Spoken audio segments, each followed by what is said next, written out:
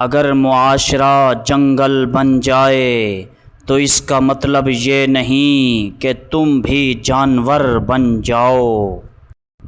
خاموشی نامناسب سوالوں کا بہترین جواب ہے۔ ہر سوال کا جواب دینا کوئی ضروری نہیں ہوتا، بلکہ کئی دفعہ کئی سوالوں کا جواب نہ دینا ہی ایک بہترین جواب ہوا کرتا ہے۔ بے تکے فضول اور جہالت پہ مبنی سوالوں کا جواب نہ دینا ہی بہتر ہوا کرتا ہے۔ ایسے جاہلوں سے اور ایسے ان کے جہالت پہ مبنی سوالوں سے دور رہنے میں ہی بہتری ہوتی ہے۔ اس لیے تو رب کے قرآن نے اللہ کے نیک بندوں کی یہ صفت بیان کی کہ وَإِذَا خَاطَبَهُمُ الْجَاهِلُونَ قَالُوا سَلَامًا، کہ جب کبھی ان کا واسطہ کسی جاہل سے پڑ جاتا ہے تو اس کو قالوا سلاما، سلام متارکت کہہ کے آگے بڑھ جاتے ہیں۔ وہاں پر وہ رکا نہیں کرتے، اس کے ساتھ بحث اور گفتگو نہیں کیا کرتے، اس کو وقت نہیں دیا کرتے، سلام کہہ کے اس سے جان چھڑا کے آگے بڑھ جاتے ہیں، اپنا وقت ضائع نہیں کیا کرتے۔ مجرم کو ایسی سزا دینا جس سے وہ بچ جائے معاشرے کے لیے خطرناک ہے۔ قانون سب کے لیے برابر ہے، یہ دنیا کا سب سے بڑا جھوٹ ہے، اور یہ جھوٹ بولنے والوں کی طرف سے، جھوٹے لوگوں کی طرف سے، جو اس بات پہ، جو اس قانون پہ، جو اس سچائی پہ خود عمل نہیں کرتے۔ امیر و غریب کے لیے علیحدہ قانون بناتے ہیں، یہ ان کی طرف سے مدتوں سے، صدیوں سے، ہزاروں سالوں سے بہت بڑا جھوٹ بولا جا رہا ہے، سنا جا رہا ہے، کہا جا رہا ہے، بتایا جا رہا ہے، اور اطمینان دلایا جا رہا ہے، اور جو اس قانون پہ خود بھی عمل کرتے ہیں دوسروں سے بھی عمل کرواتے ہیں، سختی سے، پیار سے۔ وہ لوگ اس دنیا میں بہت ہی قلیل تعداد میں آئے، بہت ہی تھوڑے تھے، ہیں اور بہت ہی تھوڑے رہیں گے۔ بہت ہی کم لوگ ہیں جو اس قانون کو مانتے، سمجھتے، دل سے عمل کرتے اور سختی سے یا پیار سے عمل کرواتے ہیں، جو اس قانون کو زندہ رکھتے ہیں۔ ہاں، اور یہ بھی یاد رکھنا کہ اس قانون کو بنانے والے، اس پہ عمل کرانے والے ہر زمانے میں، ہر صدی میں، ہزاروں سالوں میں، ہر زمانے کے اندر موجود ہوتے ہیں اور اس پہ عمل کرتے کراتے ہیں۔ اس کو ہمیشہ انہوں نے زندہ رکھا ہوا ہے، چاہے وہ تھوڑے ہوں یا زیادہ ہوں۔ ہاں، تاریخ کے اوراق میں اس قانون کو پاؤں تلے روندنے والوں میں مدینہ کے وہ یہودی بھی شامل تھے جنہوں نے امیر کے لیے اور قانون بنایا اور غریب کے لیے اور قانون بنایا۔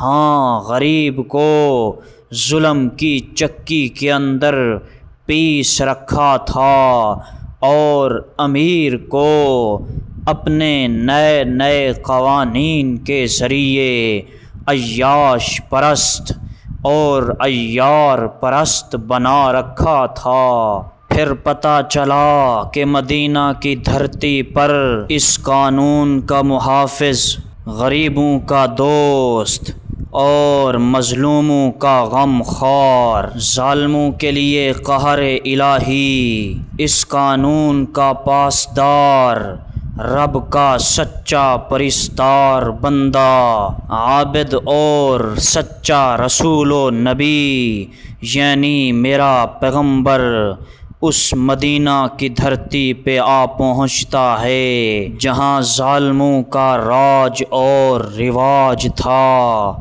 جہاں غریب پس رہا تھا، مظلوم ظلم سے سسک رہا تھا۔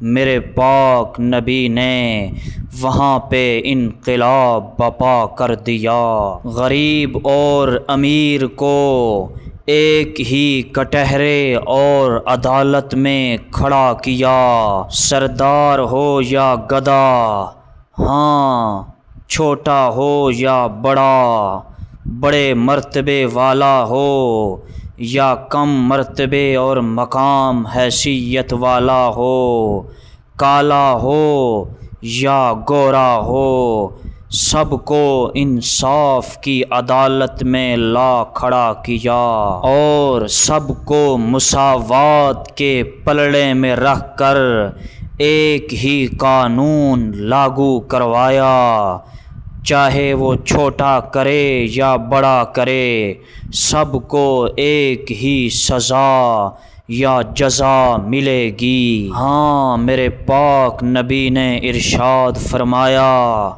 کہ اگر میری بیٹی فاطمہ بنت محمد اگر یہ بھی چوری کرے گی تو اس کا ہاتھ بھی میں خود کاٹ دوں گا، کیونکہ چور کا ہاتھ کاٹنا یہ ایک عام قانون ہے۔ ہاں یہ اس وقت فرمایا جب ایک سردار کی یا ایک بڑے قبیلے کی ایک عورت نے چوری کی تھی، میرے پاک نبی نے فرمایا اس کا ہاتھ کاٹ دو۔ سفارش کرنے والوں نے سفارش کی، ہاں بندے بھیجے کہ یہ تو بڑے قبیلے کی لڑکی ہے۔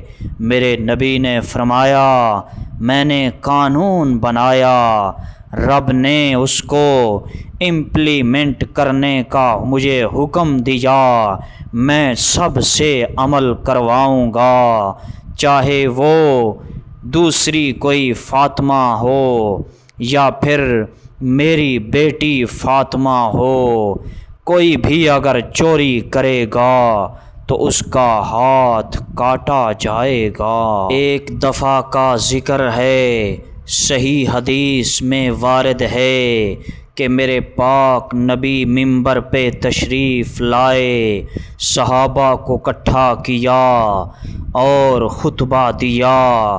خطبے کے اندر یہ بات ارشاد فرمائی کہ اگر میں نے کسی کا حق کھایا ہو، کسی کے ساتھ کوئی زیادتی کی ہو تو وہ آ کے مجھ سے ابھی بدلہ لے سکتا ہے۔ ہاں سنیے گا۔ وہیں پر ایک صحابی کھڑا ہو گیا، فرمایا یا رسول اللہ آپ نے مجھے ایک دن تھپڑ مارا تھا، ہاں اس کا میں بدلہ چاہتا ہوں۔ یہ بولنے کی دیر تھی، وہاں پہ موجود مجمع مسجد نبوی میں بیٹھے صحابہ کرام کی مقدس جماعت کے لوگ، وہاں پہ بیٹھا پیغمبر کا عظیم لشکر، پیغمبر پہ جان کی بازی لگانے والے وہ فدائی جو ایک اشارے پہ آگ میں بھی کود جایا کرتے تھے، وہ ایک اشارے پہ سمندروں میں چھلانگیں لگا دیا کرتے تھے۔ ہاں پیغمبر کے وہ صحابی جو ایک اشارے پہ اپنی جانیں قربان کر دیا کرتے تھے، وہ اپنے نبی کے سامنے اپنا سب کچھ بھی اس کو کچھ نہیں سمجھا کرتے تھے۔ وہیں پہ ایک صحابی کھڑا ہو گیا، فرمایا یا رسول اللہ، ہاں میں نے آپ سے بدلہ لینا ہے، مجھے آپ سے بدلہ چاہیے۔ میرے پاک نبی نے یہ نہیں فرمایا کہ او میرے صحابہ دیکھ کیا رہے ہو، اس کو باہر لے جاؤ، یہ کیا چاہ رہا ہے، بلکہ فرمایا کہ آؤ میرے صحابی، آؤ میرے پاس آ کے اپنی اس تھپڑ کا بدلہ لے لو۔ ہاں وہاں پہ موجود صحابہ کرام کی چیخیں نکل گئیں، ہاں کلیجے پھٹنے لگے، وہ صحابہ ان کے وجود کانپ گئے، دل تھرا گئے۔ وہ صحابی آگے بڑھنے لگا، ہاں پیغمبر کے پاس پہنچ گیا، میرے پاک نبی کو کہتا ہے یا رسول اللہ اپنی قمیص اتاریے۔ کیونکہ جب آپ نے مجھے تھپڑ مارا تھا میرے وجود پہ قمیص نہیں تھی۔ ہاں سارے کے سارے صحابہ بہت ہی پریشانی کے عالم میں اس صحابی کو اور اپنے نبی کو دیکھے جا رہے ہیں۔ یہی وہ لمحہ تھا میرا پاک نبی جو کائنات والوں کے لیے امن کا علمبردار، قانون اور انصاف، مساوات، عدل کا علمبردار بن کے آیا تھا۔ یہ امتحان کا لمحہ تھا۔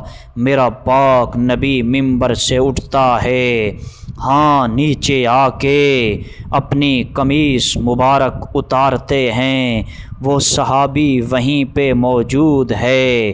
پتہ کیا چلتا ہے، قربان جاؤں اس نبی پہ، قربان جاؤں اس صحابی پہ۔